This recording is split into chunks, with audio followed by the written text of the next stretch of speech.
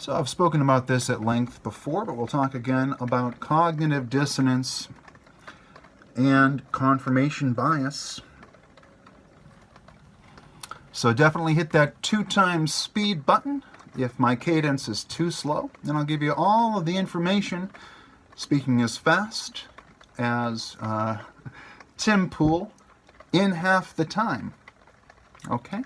And as Tim Pool is not giving his opinion that much on YouTube anymore, he's changing his format to a more real news, kind of trying to be unbiased.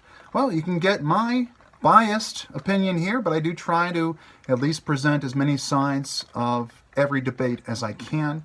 And of course, if I'm not presenting enough, please do present another side below and start the discussion. So I was responding to Bullshit Man. Check out his channel here on YouTube and at bullshit_hero on Twitter. I said to him, I don't think our brains are designed to handle too many perceived contradictions simultaneously without some form of pain. The path of least mental resistance is the one most often taken, which partially explains why and how echo chambers form. We desire a consistent reality. So, this is why I believe confirmation bias and cognitive dissonance figure in so often to our decision-making process. I mean, there are, to a degree, the bedrock of maintaining our consistent reality, or stable reality.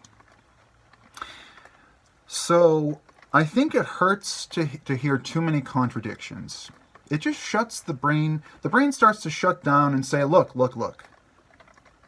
I have the confirmation. I have my confirmation bias. I know what I know.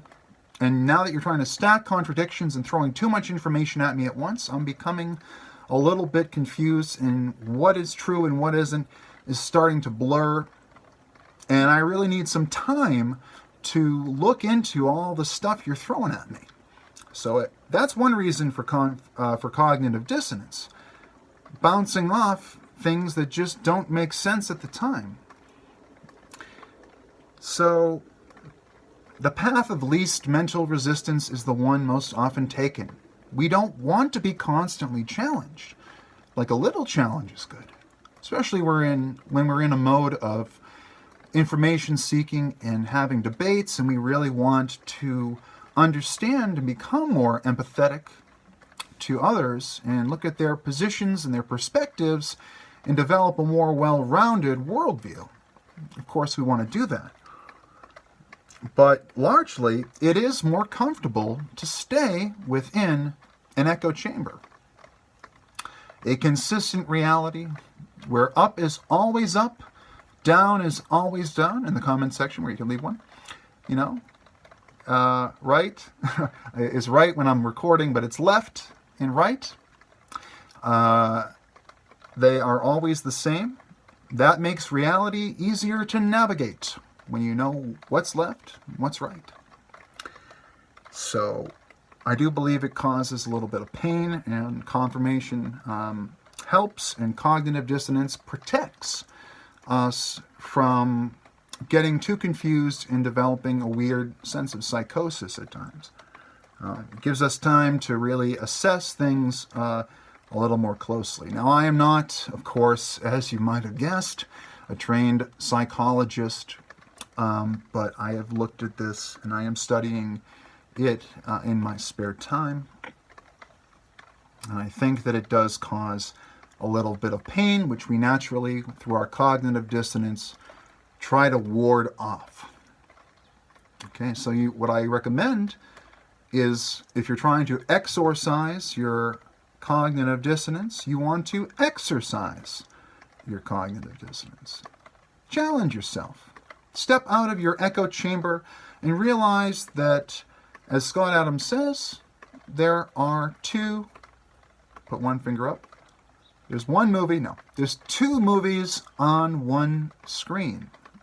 That means that everybody, each two people, look at things in different ways. One over here, one over here. Two people looking at the same thing, say Jeff Tidwell, at Real Jeff Tidwell on Twitter, and seeing something different. Listening to my words and seeing what I type on the screen and seeing something different, which is why satire is falling into this sort of linguistic uncanny valley where people just don't even know anymore if you're joking, if you're being sarcastic or not. It's getting harder and harder because two people can look at the same sentence and build a different world, a different scenario in their head. So they might retreat to their echo chamber, the consistent reality, the safe space where everybody agrees with them, and they do not need to be intellectually challenged. And I say there is a time and a place for that.